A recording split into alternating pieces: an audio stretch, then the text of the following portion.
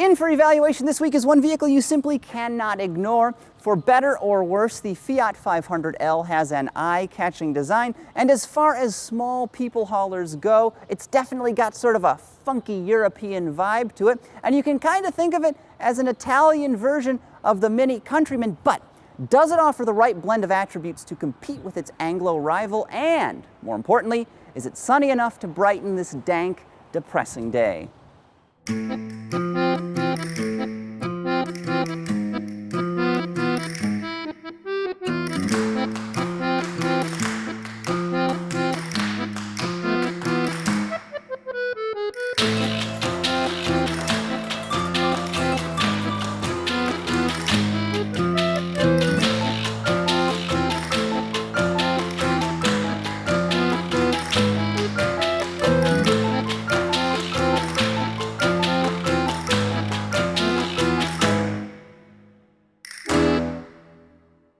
Yeah, it's kind of weird looking, but just get over it. So is your mom without makeup.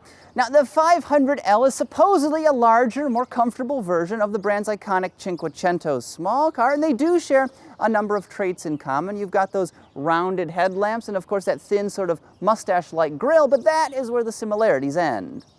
The L is something like 27 inches longer, as well as about 6 inches wider and taller. It also offers surprisingly comfortable seating for 5 and 42% more interior space than the standard 500. Now, supposedly it's designed for active and thrill-seeking customers, and that may well be the case, especially in a searingly bright color like that, and all I can say is I sure am glad I brought my blue blockers. Oh yeah. The 500L is offered in 4 different trim levels. Pop is the base model, followed by Easy, Trekking, and then Lounge at the top. Base price for a Pop is $19,995, including destination fees of $800. Our Trekking model here checked out at a not unreasonable $25,445, a price that of course includes a handful of options. Under its pug-like snout, the 500L features a tiny 1.4-liter 4-cylinder engine. Fortunately, it's augmented by a turbocharger and a bunch of other advanced technologies. With peak boost hitting 21 psi, it cranks out 160 horsepower and 184 pound-feet of torque. Fiat's innovative multi-air system, which controls airflow into the engine by adjusting intake valve lift, ensures responsive performance and improved fuel economy. 2 transmissions are offered and both have 6 speeds. There's a proper manual or a dual-clutch automatic. Our test car is equipped with the latter, something that helps the 500L deliver some attractive numbers on the window sticker, though curiously, the stick version is thriftier.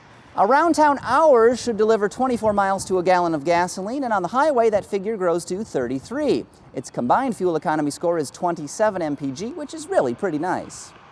As it stands, this test model features attractive 17-inch wheels, a navigation system, backup camera, premium Beats sound system, and more. The Trekking trim level also provides more aggressively styled front and rear fascias compared to a standard 500L, as well as some graphite-colored accents. If you're not a fan of the 500L's exterior, and I can't really blame you, you may find a bit more to like in this car's cabin, and its materials quality is pretty high, especially for the class. And over here you've got this sort of grayish-brown metallic finish plastic on the dashboard, and it's got kind of a coarse texture to it. It's pretty cool. Then the bezel that wraps around from the navigation system over to the instrument cluster has a rubberized finish on it, another interesting use of materials. As for the front seat, it's not terribly comfortable. There's a sort of strange lump in the lower cushion that runs right across your thighs, and then the fabric choices that designers made is a little bit odd as well. However, the back bench is quite spacious with an unexpectedly elevated seat height. Headroom is pretty generous, and up front there's even enough of it for me to wear a hat. Ladies. But with this car, every advantage seems to be canceled out by a drawback. Forward visibility, for instance, is kind of a weak spot. It reminds me of those old GM dustbuster vans from the late 1980s and early 90s with extra panes of glass on the side and a really long dashboard. And in case one A-pillar just wasn't enough to block your vision, they added a second post as well. Also, it's kind of a funny sensation when you're driving this thing. It feels like the front seat here is almost way back in the cargo hold, like you're seated miles behind those front tires. Speaking of cargo, the 500L's luggage space is quite generous. There's about 22 cubic feet available behind the third row seat and nearly 70 when you fold it down. Putting it all in motion, the 500L here feels a bit conflicted. Let me explain. Its tiny tot little guy of an engine puts out a lot of torque, and this thing punches above its weight class. Makes the vehicle pretty quick when you hit the throttle, and I can see why the 500 Abarth is such a hoot to drive. Then there's the transmission. It's a 6-speed dual dry clutch unit. It works pretty well, but I think the shifts could be a little bit quicker. They're kind of slow changing gears. Also, you get a slipping sensation at low speeds, but these are kind of minor complaints. They don't really ruin the driving experience. Transmission works pretty well.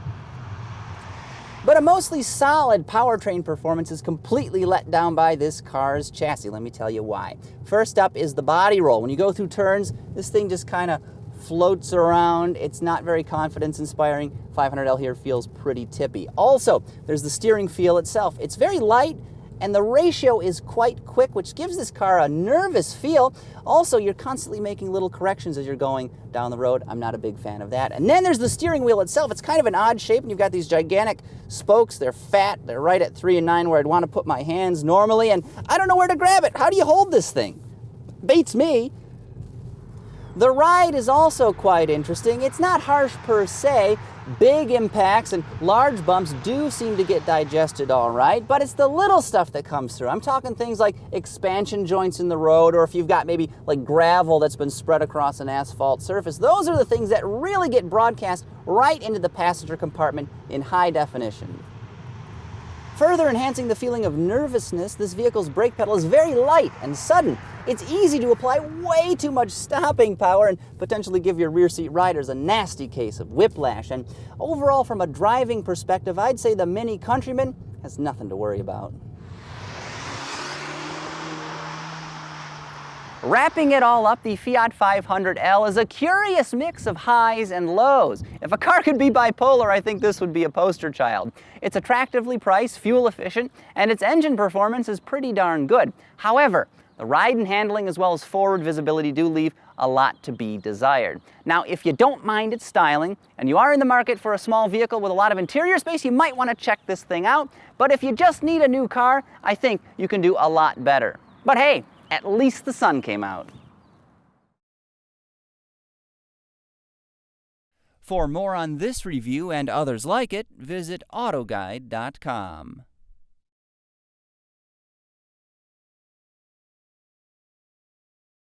Did you know this engine was augmented with something, a new Fiat innovation, I understand? They're called torque-tonic plates. Really? And they provide, well, a supercharger effect, and that ties directly in. I don't know if I remember if I told you this. Line up those pulses in such a way that the profile, do you know how that functions? Well, I know you didn't know that, but I was just going to ask anyway. Because what that does is it varies. You've got the dual split profile, like I mentioned, provides that benefit.